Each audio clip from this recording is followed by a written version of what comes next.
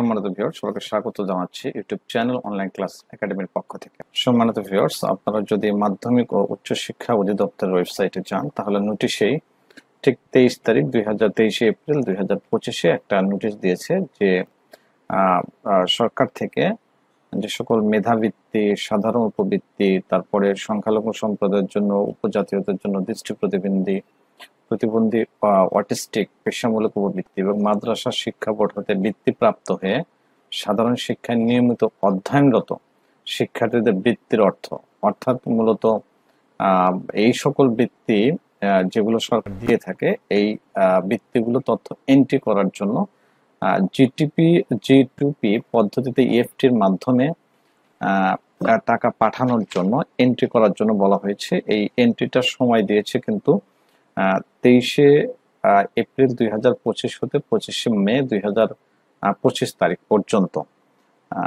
এই 23 এপ্রিল থেকে মূলত এই 23 এপ্রিল থেকে সময় দিয়েছে হচ্ছে 15 এপ্রিল 2025 পর্যন্ত এই সময় দিয়েছে। এই সময়ের মধ্যে মিস যে সফটওয়্যারটা আছে সেখানে নির্ভুলভাবে এন্ট্রিকরণ এবং সংশোধন করতে হবে। এইখানে দুইটা ফাইল এইখানে দিয়ে দিয়েছে। এই ফাইল দুটো আমার ডাউনলোড করা আছে। এখানে মূলত নির্দেশনা দিয়েছে যে কিভাবে এই তথ্যগুলো এন্ট্রি করতে হবে।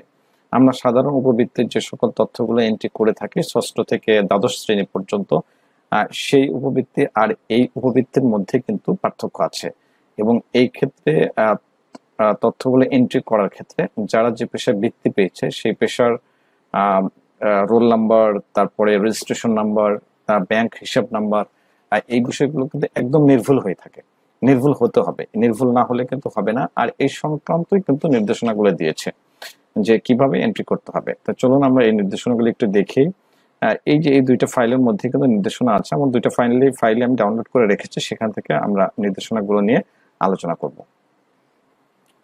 কোন কোন শিক্ষার্থীর তথ্য মূলত এন্ট্রি করতে হবে তা কিন্তু এই যে নোটিশটা যে আছে এই নোটিশে কিন্তু অলরেডি দিয়ে দিয়েছে। এই নোটিশটা কিন্তু আপনারা পাবেন dsac.gov.pt, এই যে ওয়েবসাইটটা আছে সেই ওয়েবসাইটে কিন্তু আপনারা এই নোটিশটা পেয়ে যাবেন। এই যে এই নোটিশটা এই ওয়েবসাইটে কিন্তু আপনারা পেয়ে যাবেন। তো এখানে যে সকল শিক্ষার্থীদের তথ্য এন্ট্রি করতে বলা হয়েছে তাদের মধ্যে এখানে দেখুন দিয়ে দিয়েছে যে সকল শিক্ষার্থীর ব্যাংক সংক্রান্ত সমস্যার কারণে বা ব্যাংকের শাখা নাম, রাউটিং নাম্বার বা তার হিসাব নাম, এই সকল কারণে আগে বাউন্স হয়েছে, তাদের তথ্য প্রেরণ করতে পারে না, তাদের তথ্য কিন্তু এখানে সংশোধন করতে বলা হয়েছে এবং ইনঅ্যাক্টিভ অ্যাকাউন্ট সক্রিয়করণের জন্য প্রয়োজনীয় ব্যবস্থা প্রতিষ্ঠান প্রধানকে কিন্তু নিতে বলা হয়েছে ঠিক এই তারিখের মধ্যে। আর একটা হচ্ছে যে বৃত্তিপ্রাপ্ত যে সকল শিক্ষার্থী শুধুমাত্র মেধাবৃত্তি প্রাপ্ত, তথ্য পূর্বে এন্ট্রি করা হয়নি, তাদের তথ্য কিন্তু এন্ট্রি করতে বলা হয়েছে। 4 নম্বর হচ্ছে যে উল্লেখিত বৃত্তিপ্রাপ্ত শিক্ষার্থীদের বৃত্তির সকল তথ্য বৃত্তির প্রকাশিত গেজেটের সাথে মিল থাকতে হবে। অর্থাৎ যে তথ্যগুলো আপনারা পূরণ করবেন সেই তথ্যগুলো অবশ্যই যারা বৃত্তি পায় তাদের কিন্তু একটা গেজেট হয়, এই গেজেটের সাথে মিল রেখে তাদের সকল তথ্যগুলো পূরণ করতে হবে। ব্যাংক সংক্রান্ত তথ্য সঠিকভাবে যথাসময় এন্ট্রি না দেওয়ার কারণে শিক্ষার্থীদের বৃত্তির অর্থ যথাসময়ে প্রেরণ করা সম্ভব হচ্ছে না। এই লক্ষ্যে মিস সফটওয়্যারে বৃত্তি সংক্রান্ত তথ্যদের নির্ভুলভাবে এন্ট্রি সংশোধনের লক্ষ্যে পর্তের সাথে যে সংযুক্তি আছে, সংযুক্তিটা আমরা দেখাবো, সংযুক্তি আছে, সেই সংযুক্তির মাধ্যমে মিস সফটওয়্যারে নির্ভুলভাবে এটাকে এন্ট্রি করতে বলা হয়েছে। কিভাবে এন্ট্রি করতে হবে তার জন্য এই নির্দেশনাটা কিন্তু দিয়েছে। যে দুইটা সংযুক্তি আছে, সংযুক্তির মধ্যে এই নির্দেশনাটা আপনারা 2য় নম্বর সংযুক্তিতে পাবেন। এন্ট্রি করার জন্য আপনাদেরকে মূলত এই যে লিঙ্কটা দিয়ে দিয়েছি, এই লিঙ্কে গিয়ে কিন্তু আপনাদেরকে লগ ইন করতে হবে। লগ ইন করার জন্য ইউজার আইডি এবং পাসওয়ার্ড আছে, সেই পাসওয়ার্ডগুলো অবশ্যই প্রতিষ্ঠান প্রধানের কাছে আছে, সেই পাসওয়ার্ডগুলো আপনার প্রতিষ্ঠান প্রধানের কাছ থেকে কিন্তু নিয়ে নিতে হবে। আর বৃত্তির এন্ট্রির জন্য যেভাবে তথ্যটা এন্ট্রি করতে হবে তার জন্য এই যে এখানে ফুল দেখুন, এইখানে কিন্তু বলেও দিয়েছে, আবার এখানে ছবিও দিয়েছে, সেভাবে কিন্তু এন্ট্রি করার নির্দেশনা দিয়েছে।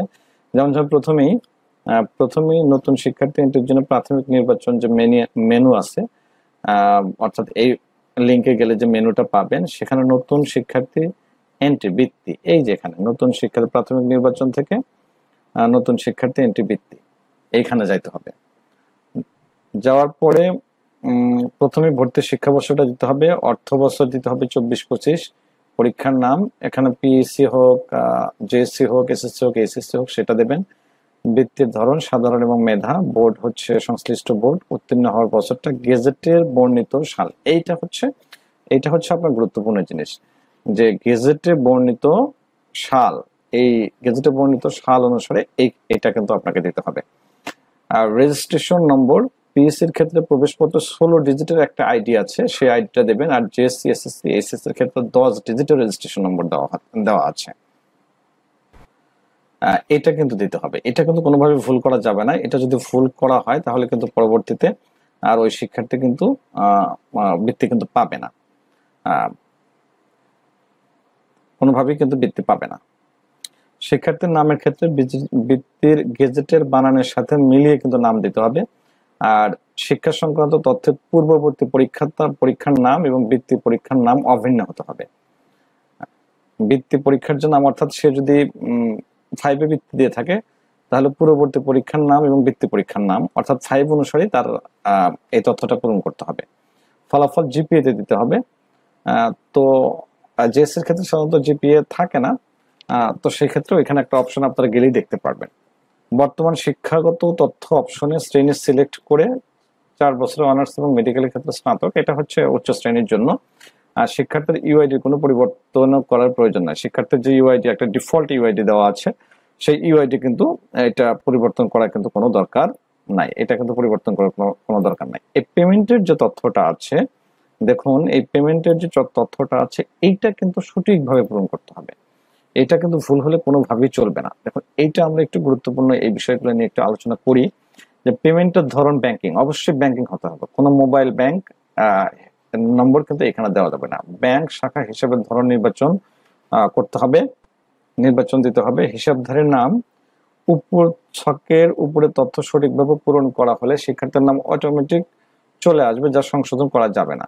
হিসাবটি শিক্ষার্থীর নামে একক হলে শুধুমাত্র শিক্ষার্থীর নাম দিতে হবে। আর যদি যৌথ হয় তাহলে এখানে পদ্ধতি দিয়ে দিয়েছে। আমরা অনেক সময় দেখা যায় যে হিসাবধারীর নাম হিসাব ওই যৌথভাবে খুলে থাকে, শিক্ষার্থীর নাম এবং শিক্ষার্থীর পিতার নাম। এইখানে একটা উদাহরণ দিয়ে দিয়েছে, সেক্ষেত্রে কিন্তু মধ্যে অ্যান্ড যুক্ত করতে হবে। শিক্ষার্থীর নাম যদি হাবিবুর রহমান হয় এবং যৌথভাবে পিতার নাম যদি আব্দুর রশিদ হয়, তাহলে যেটা করতে হবে হাবিবুর রহমান দিয়ে অ্যান্ড দিয়ে তারপর আব্দুর রশিদ, এই কথাটা কিন্তু লিখতে হবে হিসাবধারীর নামের সেই জায়গায়। শিক্ষার্থীর নামীয় একক বা যৌথ এক ব্যাংক হিসাব নম্বর ব্যতীত পিতা মাতা বা অন্য কারো ব্যাংক হিসাব দেওয়া যাবে না, শুধুমাত্র শিক্ষার্থীর নামের হিসাবে কিন্তু দেওয়া যাবে। শিক্ষার্থীর নাম অথবা যৌথ হিসাব, সেই যৌথ হিসাবের জন্য শিক্ষার্থী থাকে। হিসাব নং, সঠিক হিসাব নম্বর এন্ট্রি করতে হবে। হিসাব নম্বর অবশ্যই 13 থেকে 17 ডিজিটের মধ্যে হতে হবে এবং ব্যাংকটা কিন্তু অনলাইন ব্যাংকিং হতে হবে, তাছাড়া কিন্তু হবে না। দেখুন হিসাবধারীর নাম হিসাব নং উভয় আবশ্যিকভাবে যাচাই করতে হবে, যাচাই ছাড়া কোনো তথ্য সংরক্ষণ করা যাবে না, আবশ্যিকভাবে এটাকে যাচাই করে নেবে। তো তথ্য সংশোধনের পদ্ধতি, বৃত্তিপ্রাপ্ত শিক্ষার্থীর তথ্য আপডেট, অর্থাৎ এই যে এই জায়গায় তথ্য সংশোধনের জন্য এই যে বৃত্তিপ্রাপ্ত শিক্ষার্থী, এইখানে গেলে আপনারা এটা পেয়ে যাবেন। তথ্য সংশোধনের জন্য, এটা নতুন শিক্ষার্থী এন্ট্রির জন্য না, এটা তথ্য সংশোধনের জন্য। এগুলো আপনারা একটু পড়ে নেবেন, একটু পড়ে নিলে কিন্তু এই বিষয়গুলো আপনারা বুঝতে পারবেন। তবে এই যে বিশেষ কিছু তথ্য এইখানে আমরা একটু দেখি যে এইখানে আসলে কি লেখা আছে, কারণ এইখানে আমরা এই ভুলগুলো করে থাকি।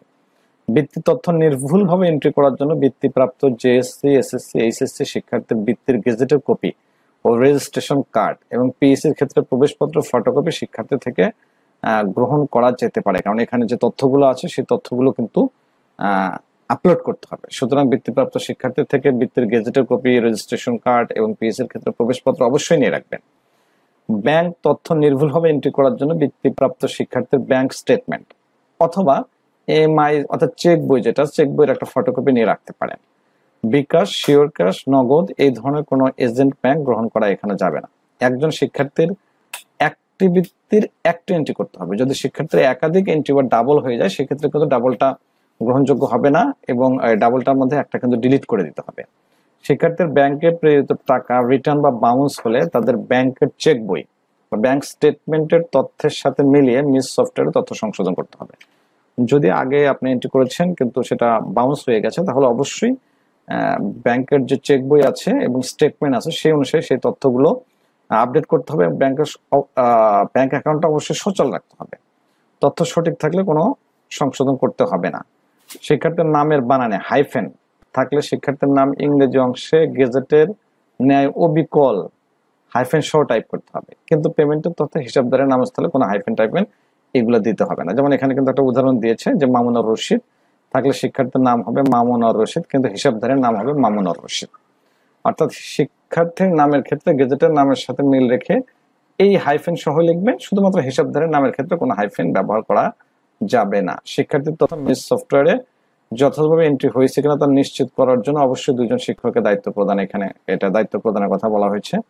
তথ্য প্রেরণের ক্ষেত্রে ভুল বা অনিয়ম পরিলক্ষিত হলে প্রতিষ্ঠান প্রধান অবশ্যই কিন্তু দায়ী থাকবে।